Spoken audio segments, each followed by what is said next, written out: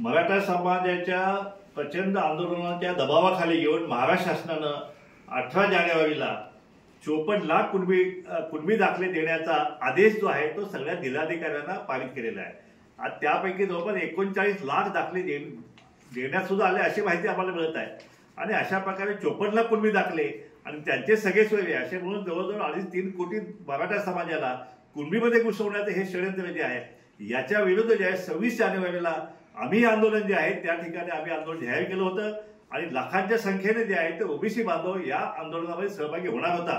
पण अचानक आज संध्याकाळी 6च्या सुमारास या महाराष्ट्र सरकारच्या गृह विभागानं आमची परवानगी जी आहे ती नाकारलेली आहे आणि त्यामध्ये असं नमूद केलेलं आहे की गोपनीय अहवाल जो आहे त्याच्याप्रमाणे लाखोंच्या संख्येने ओबीसी बांधव या ठिकाणी येत आहे आणि मैदानाची कॅपॅसिटी 4 ते 5 हजार आहे अशा कारण जाऊन आणि त्याचप्रमाणे 144 कलम जे आहे ते जमावबंदीचे कलम लावून त्यांनी आमचं आंदोलन जे आहे ते हा दडपण्याचा प्रकार जो आहे तो केला आहे त्याचा आम्ही निषेध करतो। आणि हे आंदोलन असं दडपून हे आंदोलन संपणार नाही आहे।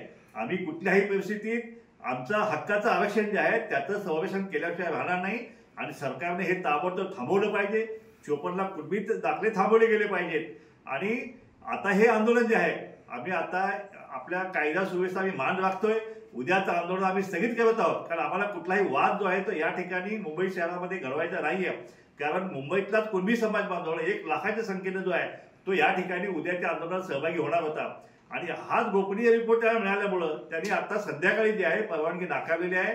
मी आपल्या माध्यमातून सगळ्या आमच्या ओबीसी बांधवांना आम्ही विनंती करतो की आपण आता मुंबईकडे निघू नका कारण कायदा सुव्यवस्था आपल्यालाही राखली गेली पाहिजे आणि म्हणून हे पुढचं आंदोलन जे आहे ते आम्ही 1-2 दिवसामध्ये सगळ्या आपल्या ओबीसी नेत्यांची पुन्हा एकदा गुगल मीटच्या माध्यमातून बैठक घेऊन पुन्हा आंदोलनाची दिशा जी आहे ती आपण नक्की ठरवू।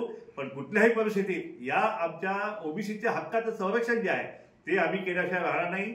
एकही कुणबी दाखला जो आहे तो आम्हा कुठल्याही कुणबी समाजाला ना ओबीसीला ना भटक्यावरून त्याला मान्य आहे आणि अशा प्रकारे हे आंदोलन दडपण्याचा प्रयत्न केला तर मात्र शासनाला हे खूप महागात पडणार आहे।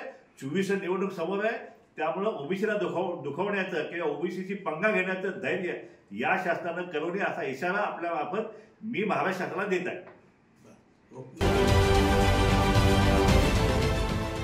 देश विदेशातील प्रत्येक घडामोडींचे लाईव्ह अपडेट मिळवण्यासाठी आता साम टीव्हीच्या सर्व सोशल मीडिया प्लॅटफॉर्मला लाईक, फॉलो आणि सबस्क्राईब करा। तसंच सर्व नोटिफिकेशनसाठी बेल आयकॉन प्रेस करायला विसरू नका।